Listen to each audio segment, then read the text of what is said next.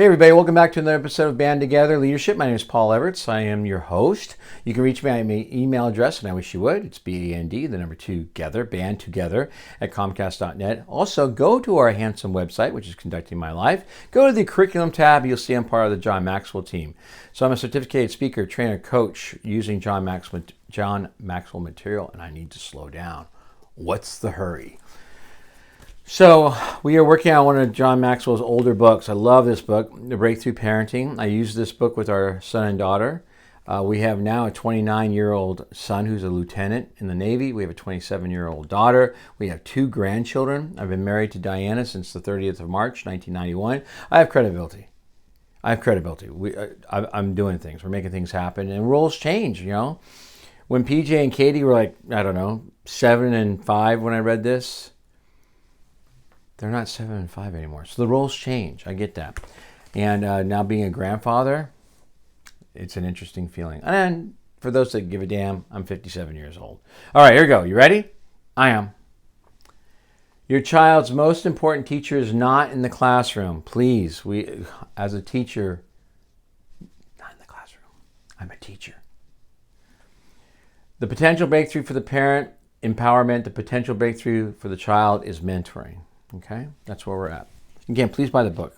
I don't read word for word, so don't get all goofy on me. But I just skimmed the book. So a significant event happened when Dr. Maxwell was in 4th grade. It was right after lunch in Mrs. Tracy's class. We were going over the 9 times table, which by then Dr. Maxwell could do in his sleep, when he looked up and saw his dad walk into the room.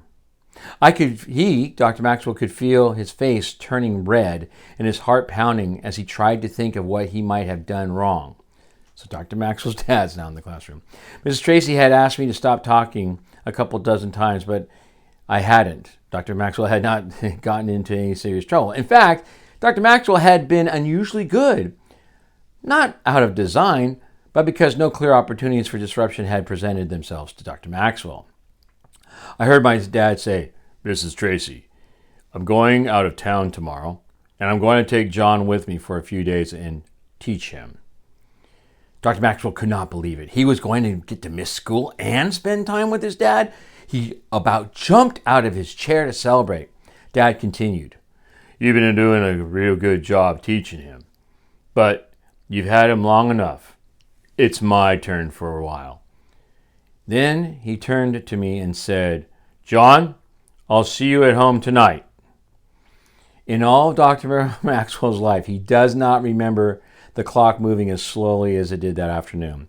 When 3 o'clock finally came, Dr. Maxwell was already out the door and running home before the bell finished ringing.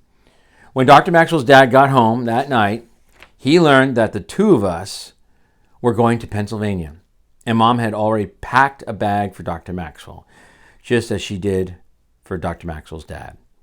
He did not fall asleep for a long time that night, thinking about how he was getting ready to go on his first business trip. Little did Dr. Maxwell know that he would later log more than 2.5 million air miles on the road as a speaker. What Dr. Maxwell remembers most about the trip was drives in Dad's Ford Fairlane. They talked for hours about anything and everything: baseball, basketball, current events, music, church, school, and his friends. It's the first time that Dr. Maxwell will remember having Dad all to himself for days. Dr. Maxwell and his dad also got to stay in motels, which was a big deal back then, and they saw the country.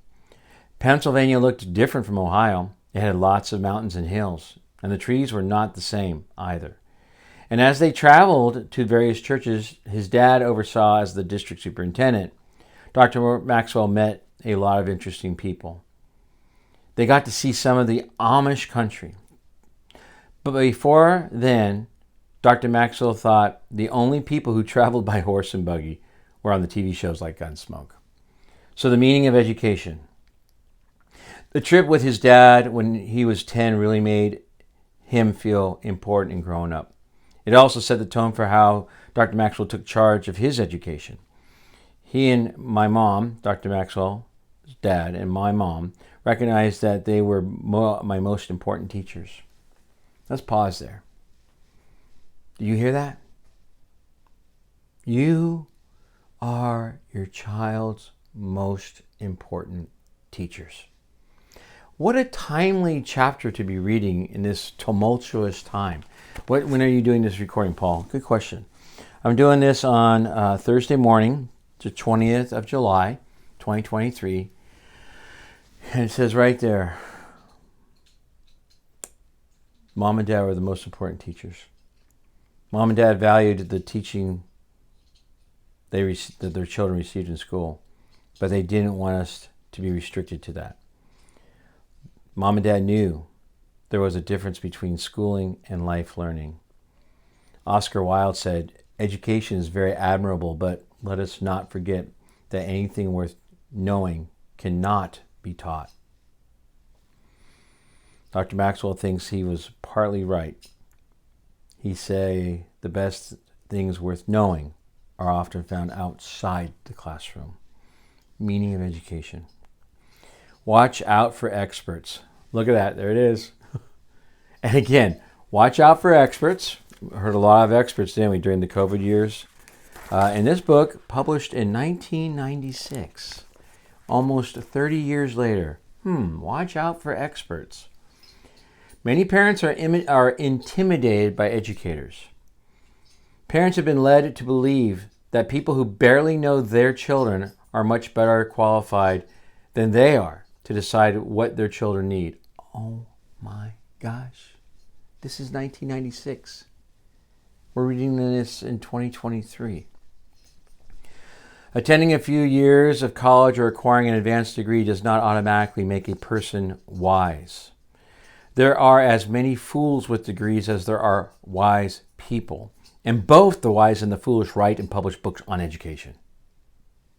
So awesome. I'm so glad you're getting to hear this. There are many outstanding teachers, and Dr. Maxwell does not mean to disparage their work, but he also wants you, as a conscientious parent, to be confident in your knowledge of your child and what's usually best for your child. Amen. Dr. Maxwell once read a wonderful piece that gives insight into the value of what some experts have to say. So this is called According to the Book. It'll be the last thing I read for today. According to the book, Junior hit the meter man. Junior hit the cook.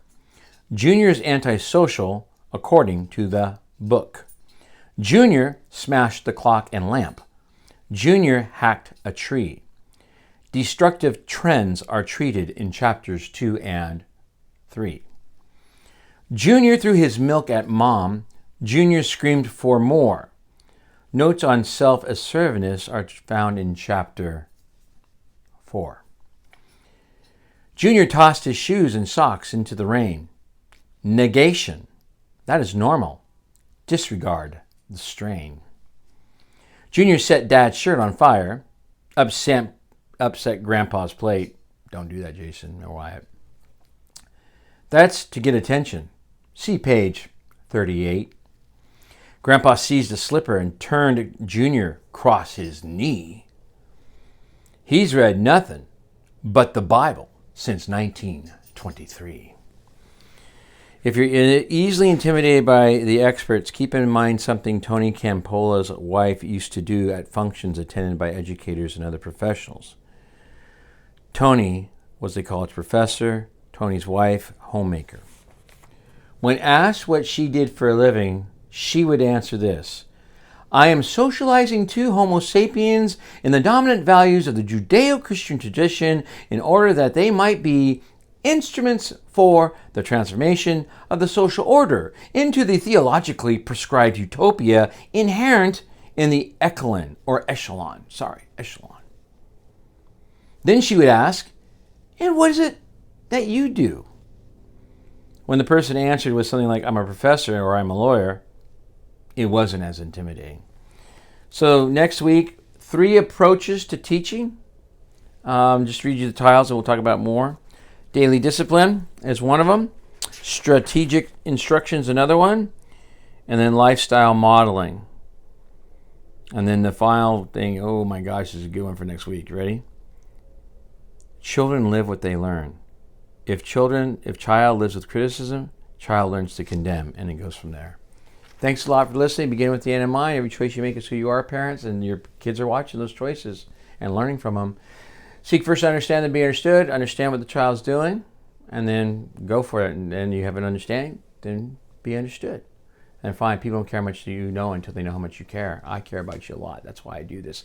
Thanks for watching. Press the like button. Share this. Become a my subscriber. Subscribe. Share. Press the like button. And go to the Venmo account that is in the description. And please give. Thanks. Have a great day. God bless. Love you.